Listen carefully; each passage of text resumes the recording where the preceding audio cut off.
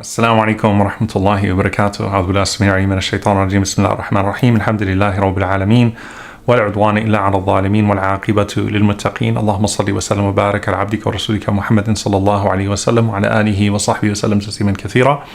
So, inshallah ta'ala, we're going to be taking a break from the nightly reminders because we have, alhamdulillah, the first 10 of Dhul Hijjah coming up. And inshallah ta'ala, there's going to be the special series of Voice from the Desert, a series on the du'as of Ibrahim alayhi salam, and that's going to be released daily bi'idhnillahi ta'ala for the first 10 days. It'll actually start tomorrow, inshallah ta'ala, so that we're not releasing on the day of Eid. And I pray that you'll find it beneficial, inshallah ta'ala. We'll also have the My Hajj story series running, inshallah ta'ala, with the scholars and the fellows, just giving you a personal connection to Hajj. The goal is not to make people that have missed out on Hajj feel like they're further missing out. The goal is to create a connection to a place that we're all longing for right now, and to take some of the practical lessons away. So I know that, inshallah ta'ala, I'm looking forward to hearing the stories of so many different people, about Hajj. And I pray that, inshallah ta'ala, everyone will benefit from that series as well. So you can follow that along, inshallah ta'ala. And then I wanted to talk tonight, just sort of as we, prepare for this season that's in front of us. I want us to think about how we can prepare for this time the way that we prepare for Ramadan.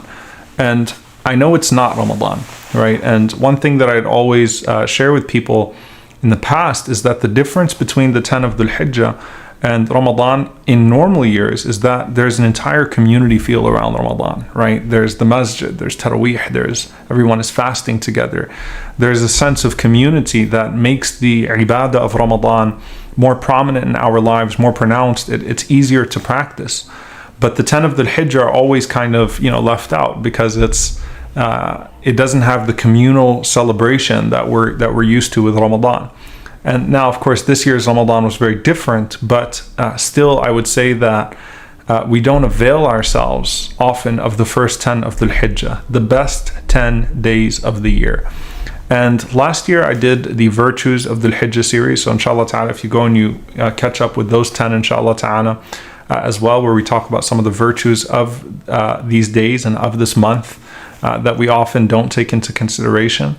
But this is merely a reminder to plan for these 10 days the way you would plan for Ramadan. What do I mean by that? Plan your days of fasting from now. Plan your Quran. How much Quran do you want to finish? If you can read a juz a day, alhamdulillah. If you can really push yourself to finish the Quran in these 10 days. I know it's a lofty goal, but 3 juz a day even, and finish the Quran these 10 days, alhamdulillah. Have a khatam for the first 10 days of Dhul Hijjah, alhamdulillah. Plan out your dua, your time for dua. Plan out your qiyam. Make it a point to pray qiyam every one of these nights if you can, inshallah ta'ala, even if it's for a small amount of time. But plan it out to say, I'm going to treat these 10 days like they are the most important 10 days of the year, because that's what the Prophet ﷺ said. And he specifically said, alayhi salatu wasalam, that there are no 10 days in which good deeds are more beloved to Allah subhanahu wa ta'ala. So what's my regimen for good deeds? What's my plan for good deeds? Now, the thing about these 10 days is that it's not like Ramadan where, you kind of get into the rhythm over the first few days and then the best 10 are the last 10. You're just thrust into the first 10 days of Dhul Hijjah, and you probably have not had the opportunity to spiritually prepare yourself. But inshallah ta'ala, it's still an opportunity to catch up and to actually write this down, to actually make a plan. We still have at least a day, inshallah ta'ala, before Dhul Hijjah starts.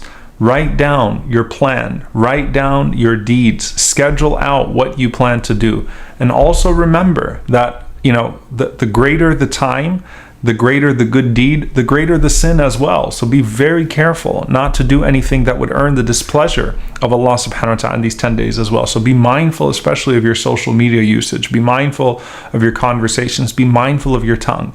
So that's really what I wanted to just share with you all tonight, inshallah ta'ala, is to plan.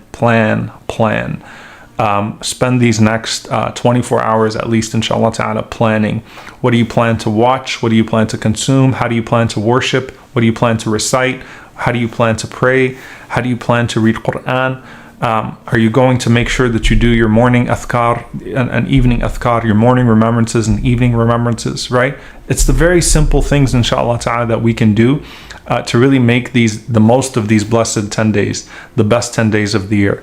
So I pray that Allah subhanahu wa ta'ala accept these 10 days from you, the deeds in these 10 days from you. I pray that Allah subhanahu wa ta'ala allow all of us to be amongst those who are forgiven in these 10 days, whose good deeds are accepted now and afterwards as well.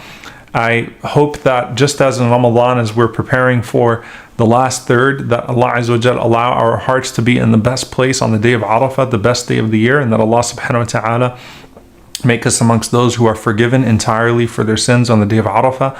I pray that Allah subhanahu wa ta'ala enable us towards good. Allahumma a'inna ala dhikrika wa shukrika wa husni ibadatik. May Allah subhanahu wa ta'ala help us, enable us to remember Him properly, to worship Him properly, to thank Him properly.